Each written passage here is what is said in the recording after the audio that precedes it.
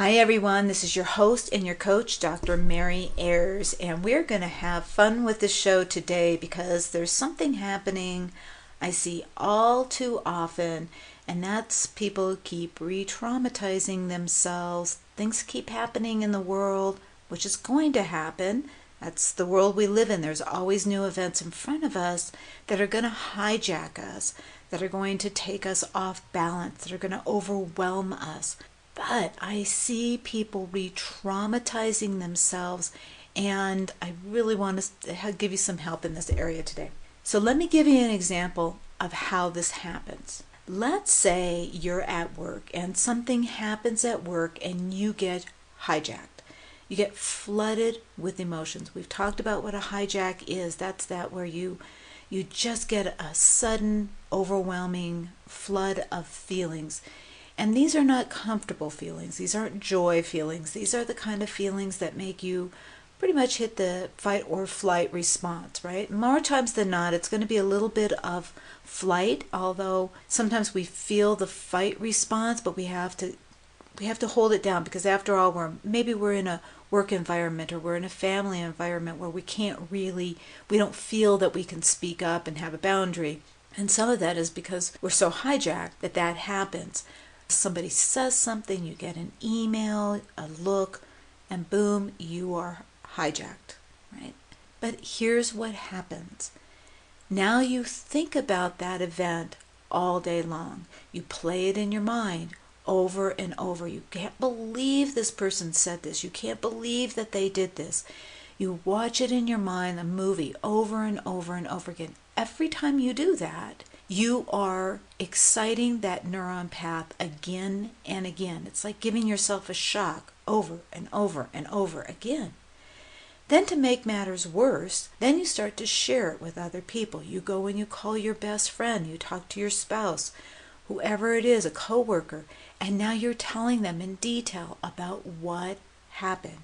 Here you are again, reliving it and exciting those neurons. Now, I'm also making the statement that you are not tapping when any of this is happening. So because you're not tapping, this neuron pattern just keeps getting lit up and reinforced. Those feelings get embedded again and again and again.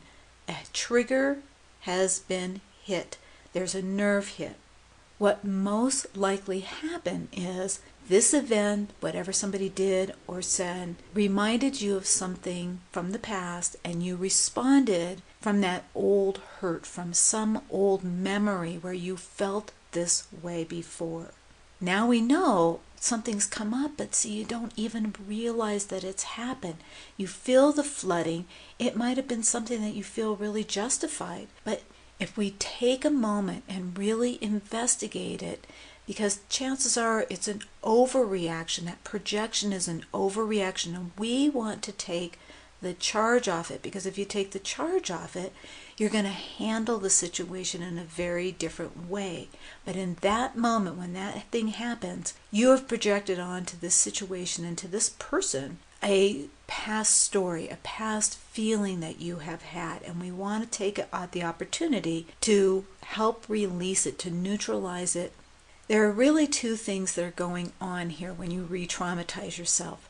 There is the initial trauma from something somebody said or did or you read, and you reacted to it. It felt to you familiar, and you had that old response. You got flooded with emotion. You wanted to run away. You wanted to get angry. You felt less than. You felt stupid. Doesn't matter what it was. You're going to recognize for yourself, what was that feeling? It didn't feel fair. I felt violated. These are the kind of feelings, if you are going to recognize, came up from the incident. But what happens is too many people give themselves secondary trauma. And let me explain secondary trauma. That is when we get a feeling that we don't like, we feel ridiculous for, and then on top of it now our own inner talk, our own languaging, our own inner critic shames us for feeling those feelings. Let me give you an example here. I was working with a woman who's fairly new at her job. She hasn't been there for very long, and so, it goes along with the first times you're there, your first few months. You feel a little iffy. You're not really sure where you fit in with the team. You're still learning people. You still want to feel that you're making a contribution. And so she was very new in that, and somebody new got hired. And the attention of her director ended up being spent more time with this newbie. And she started feeling misplaced. She started feeling invisible. She started feeling ignored. She started feeling less important, that she had lost her place, that she wasn't going to be attended to. I know you can relate to these feelings. Well, those are the ones that came up for her. Now, there are the feelings that go along with feeling left out, feeling not as important. And when we talked about them, she was able to really go back and see those as being feelings that she had in junior high, right? When she felt that you'd be left out, feel that you aren't as important. Those really junior high feelings.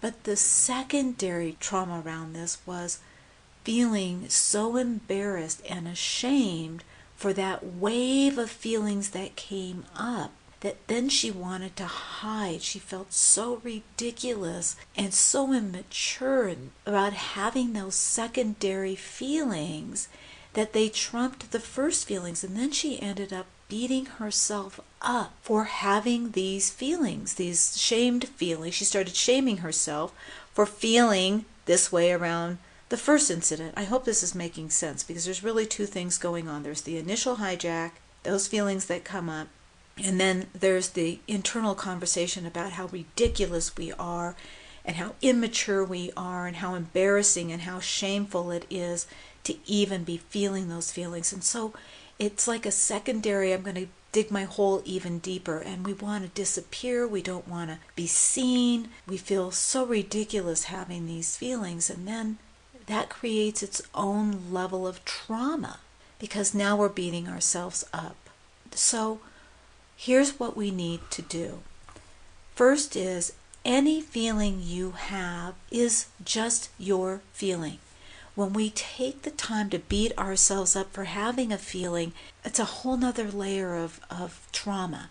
If we can just accept ourselves feeling those feelings, even though they're reminding me of junior high, even though I feel so ridiculous, can I accept myself?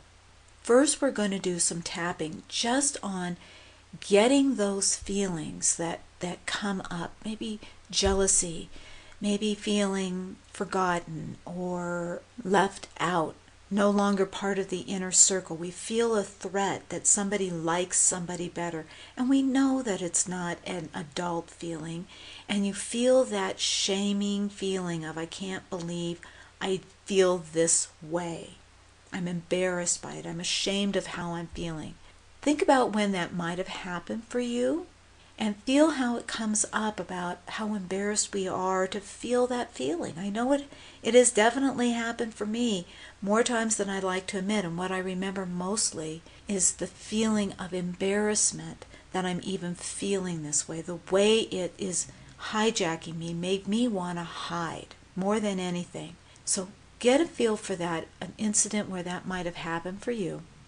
I'm going to show you how to tap on this so that we don't end up with a secondary re-traumatization.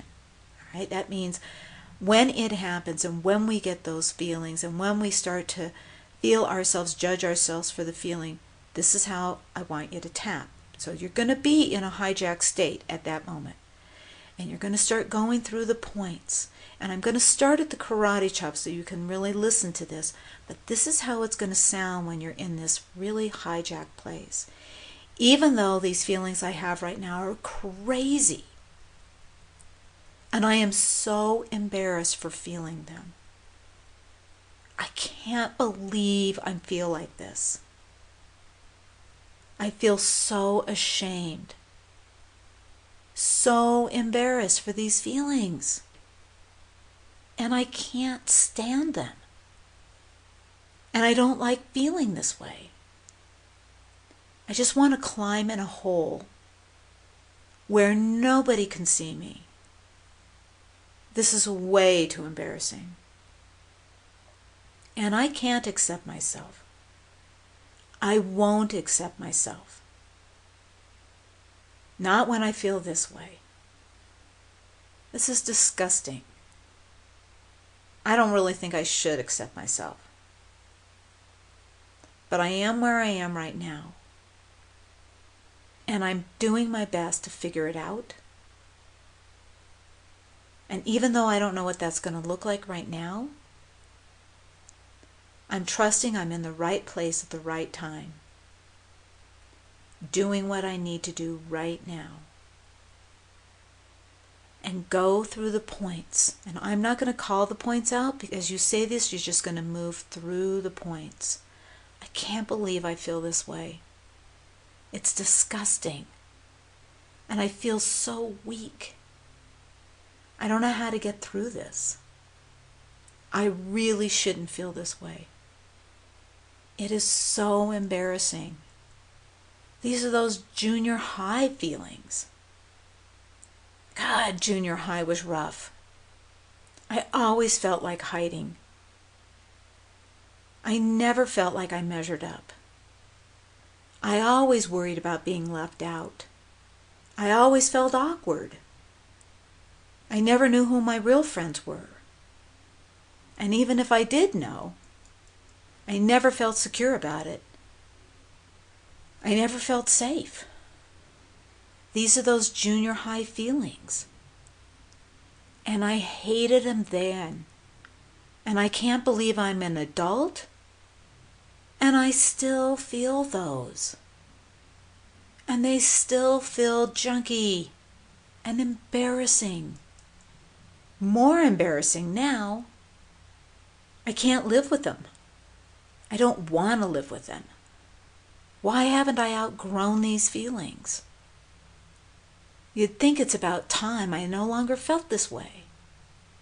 But here I am, still feeling like I'm in junior high. Now what do I do? These feelings are so embarrassing. And I'm just going to try to accept myself with these horrible feelings. I'm trying. If I can accept myself now, and if I can find compassion for myself now, then I'm changing that pattern. I no longer become the bully from junior high, bullying myself, because it was scary then. And in that moment that I felt like I was back in junior high, it was scary now.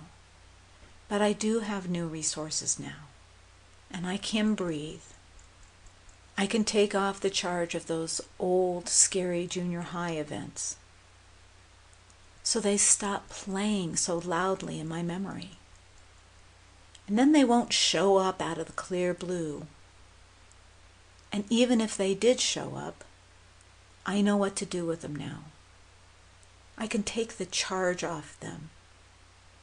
And by doing that, I become more compassionate toward that junior high school self, because it was scary in junior high. And by releasing those old traumas, that's when I step back into my adult self. And I have plenty of resources in my adult self.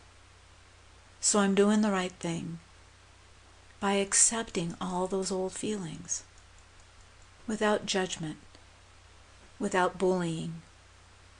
I'm doing a heck of a job. And even though I was completely overwhelmed by all those old feelings, I'm glad now that I can do something about it. So I can stop punishing myself and being hard on myself and just see it as part of my growing up and my letting go of those old past pains. This is me doing it. Right here, right now. I am okay. And I'm acceptable even when I get hijacked, because I'm doing something about it now. And take a breath. Now, the reason I didn't take you through all those points is because when we're in a hijack, you just tap. Just tap all over your body. Tap up and down, both sides of your body. Just allow yourself to let that energy continue to move. And this is one of those places where you want to do that so you are not re-traumatizing yourself. Not about the feelings that you have. You have feelings, they're going to come up. We have old stuff in our past that's begging to be cleared, and here it is. Yeah, it hits you out of the clear blue. It's going to happen. But knowing what to do about it and seeing it transform is what builds your confidence in yourself and your capability, and you get to watch yourself step back into the adult with all your wisdom, all your resources. One more little point I'm going to make, because this is important too. When something happens for you and you do get hijacked and you are thinking about it all day long, or you are telling a friend, please do yourself the favor of tapping when that happens. When you're talking to somebody else over the phone, they can't see you tapping. Be tapping while you're telling the story. You want to constantly help your mind and your body associate, I can feel calm while talking about this. I do not need to be in this excited stress response. So tap when you are talking with somebody else. That's just even if you aren't beating yourself up. Tap when you talk and tell the story again. You want to keep that moving right off your body so that it doesn't become new history, more evidence for you to have to take off at another time. Okay, that's a whole nother show. I'll do one on that about how we keep building evidence in our current world. So for right now, that's your action step. Okay? And to be kind when you find yourself hijacked, and especially when you get embarrassed, do not re-traumatize yourself again. And here's how. This is what you do. You tap on those feelings until you can grow compassionate again. All right, nicely done. It's a tough thing to feel, and I know that the client I was working with called me the next day and she said, you know, it's amazing to her how quickly she's able to move through those old hijacks. She felt so much better being able to step back into her adult self, her capable self, where she could use other skills. And she said it expedited the process so much quicker just by being accepting of those crazy feelings she was feeling. So you have good stuff happening ahead of you. I want you to keep tuned. I've got a webinar coming up called Closing the Gap, how to get from where you are to where you want to be. That will be coming up, so keep an eye on the calendar. It'll be a 6-week series. It'll be filled with great tips, great tapping, and you'll be learning how to expedite the closing of the gap.